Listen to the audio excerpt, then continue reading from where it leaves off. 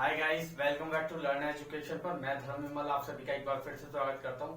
आज अपनी इस वीडियो में हम बात करेंगे मन विश्लेषणवाद का जो सिद्धांत है उसके ऊपर।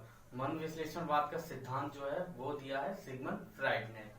वैसे जो हमारी साइकोलॉजी है दोस्तों, वो 4 युगों में विभाजित है, जिसमें विलियम वुंट, जिन्होंने जर्मनी के लिपेजिंग शहर में 1879 में पहली जो प्रयोगशाला खोली, उसके बाद आप कह सकते हैं जेपी वाटसन, जिन्होंने एक स्टेटमेंट दिया कि आप मुझे 1 दर्जन बच्चे दो, उन बच्चों को जो आप कहेंगे मैं वो बना दूंगा, चोर, डाकू, डॉक्टर या शिक्षक, जो आप कहेंगे मैं उन्हें वो बना दूंगा। उन्होंने अपने स्वयं के बच्चे पर केस स्टडी की।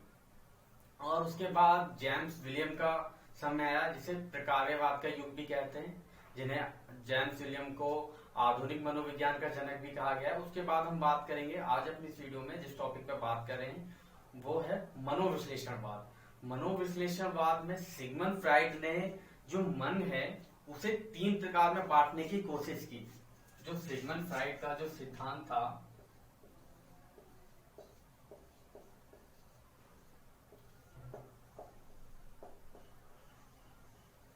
जो सिगमंड फ्राइड थे वो एक चिकित्सक थे, यानी एक डॉक्टर थे। तो जो उनके जो रोगी थे उन्हें पेशीय संबंधी रोग थे, यानी तांत्रिक संबंधी रोग थे सिगमंड फ्राइड के जो पेशेंट थे या रोगी थे। तो वहीं से उन्होंने उनके मन के ऊपर स्टडी की और उन्होंने अपने सिद्धांत को समझाने के लिए एक चित्रात्मक शैली का रूप अपनाया, जिसे हम इस प्रकार से समझने की कोशिश करेंगे। उन्होंने एक बीकर बनाया, ये आपका एक बीकर के अंदर उन्होंने एक बर्फ का टुकड़ा डाल दिया ऊपर से। क्या डाल दिया? बर्फ का टुकड़ा। बीकर भरा हुआ था पानी से, ये हो गया आपका बर्फ का टुकड़ा, ये तैर रहा है एक बीकर में। तो उसके बाद जो सिगमंड फ्राइड थे उन्होंने जो मन है, माइंड को 3 प्रकारों में बांटा। पहला चेतन मन, दूसरा अर्ध चेतन मन, तीसरा है अचेतन मन, यानी कॉन्शियस माइंड, सबकॉन्शियस माइंड, और अंत में तीसरा निकल के आया अनकॉन्शियस माइंड। तो हम बात करेंगे पहले चेतन मन के बारे में, यानी सबकॉन्शियस माइंड। अब सबकॉन्शियस माइंड क्या होता है दोस्तों, डायग्राम से समझने की कोशिश करेंगे। जैसे कि जो ऊपर का भाग है ये होता है 10%, और इसे हम कहेंगे चेतन मन।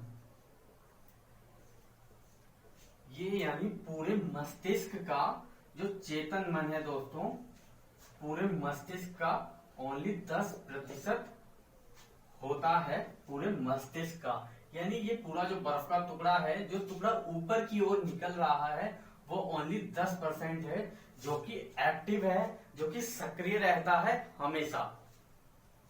हमारा चेतन मन यानी 10% ही हमारा जो मन है वो हमेशा सक्रिय रहता है, इसे चेतन मन कहते हैं। और चित्रात्मक शैली में समझने के लिए जो ऊपर का भाग है जो दिखाई दे रहा है बीकर से, ये एक्टिव माइंड है, इसे यानी सबकॉन्शियस और चेतन मन भी कह सकते हैं। जो ऊपर है ये ओनली कितना होता है? 10% होता है। और दूसरा इसमें अर्ध चेतन मन। अब अर्ध चेतन मन क्या होता है, पहले में बात करें हम, पहले में कोई भी चीज है वो हमें तुरंत याद रहती है। और दूसरा है अर्ध चेतन मन। अर्ध चेतन मन में, अर्ध चेतन मन की बात करें तो ये भाग है दोस्तों, एक बार ध्यान से देखिएगा।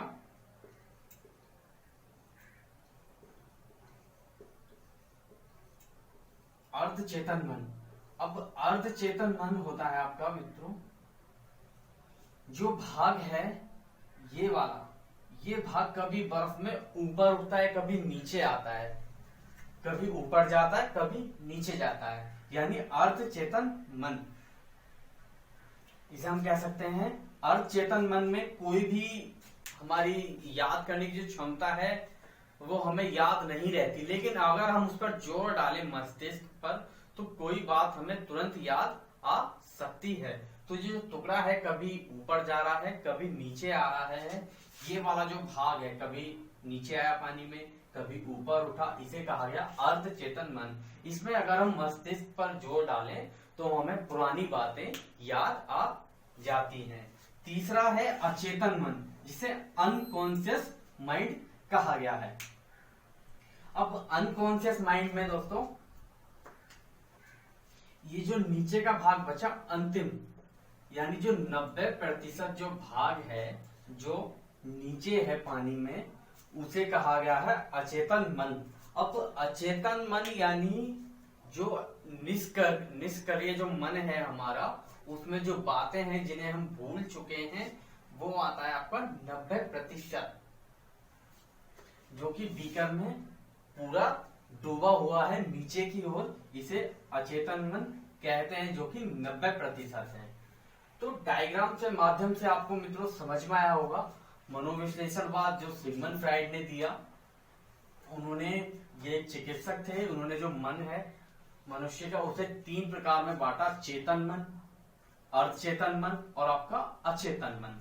अब डायग्राम से अगर हम समझेंगे, ये बीकर है, बीकर में एक बर्फ का टुकड़ा घेर दिया हमने, तो चेतन मन जो ऊपर का भाग है, यानी चेतन मन होता है, वो सक्रिय होता है, एक्टिव होता है हमेशा, जो कि 10% होता है हमारे पूरे मस्तिष्क का, यानी मन का एक प्रकार से कह सकते हैं। मस्तिष्क एक अलग चीज हो जाती है, अभी हम बात करें मन की। और अर्धचेतन मन, अर्धचेतन मन वो है, अगर हम किसी बात पर ध्यान केंद्रित कर रहे हैं, अगर हम जोर डालेंगे तो वो बात हमें याद आ जाती है। तो ये कभी याद भी आ जाती है, कभी नहीं भी आती है। तो बर्फ के टुकड़े की बात करें, कभी ये ऊपर जाता है, कभी ये नीचे आता है, क्योंकि ये तैर रहा है। अब बात करें हम अचेतन मन की। अचेतन मन है जो निष्क्रिय होता है, पूरी तरीके से सक्रिय नहीं होता ये, तो ये होता है 90%। 90% जो भाग पानी में पूरी तरीके से नीचे डूबा हुआ है, उसे कहते हैं अचेतन मन। तो जो सीटेट का एग्जाम है उसमें चेतन मन या अचेतन मन या अर्धचेतन मन से संबंधित क्वेश्चन आ सकता है कि जो अचेतन मन है वो कितना प्रतिशत होता है, या आपका जो चेतन मन है वो कितना प्रतिशत होता है, कौन सा भाग सक्रिय है, कौन सा निष्क्रिय है, ये आ सकता है। और डीएसएसबी के जो एग्जाम है, जो साइकोलॉजी का भाग होता है, उसमें मनोविश्लेषणवाद से हमेशा 1-2 क्वेश्चन दोस्तों हमेशा आते हैं। और इसी तरह की वीडियो देखने के लिए आप मेरे चैनल से लगातार जुड़े रहें। सीटेट से संबंधित, जो सीटेट की जुलाई में परीक्षा है, उससे संबंधित साइकोलॉजी, जो चाइल्ड डेवलपमेंट का जो विषय है, अगर आपको उसमें 25 से 27 नंबर प्राप्त करने हैं, तो आपको प्रत्येक थ्योरी को एक तरीके से स्मरण करना होगा, रटना नहीं है।